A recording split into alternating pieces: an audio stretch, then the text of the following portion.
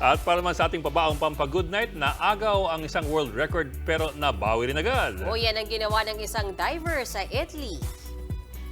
Siya ang ice diver na si Valentina Cafola. Matapang niyang nilangoy ang nagyayelong lawa gamit ang single fin. Wala rin siyang oxygen. Ginawa niya yan sa loob lamang ng 36 hours matapos maagaw sa kanya ng Japanese diver ang kanyang Guinness World Record noong isang linggo. 2017 nang unang masungkit ni Cafola ang 125-meter record na paglangoy sa nagyayelong lawa. Nabasag yan ni Yasuko Ozeki na naka 126 meters. Pero muling nabawi ni Cafola sa 140 meters nitong Biyernes.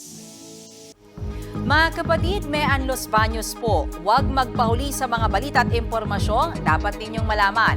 Para sa mas malawak na balitaan at diskusyon, mag-follow at mag-subscribe sa social media pages ng News 5.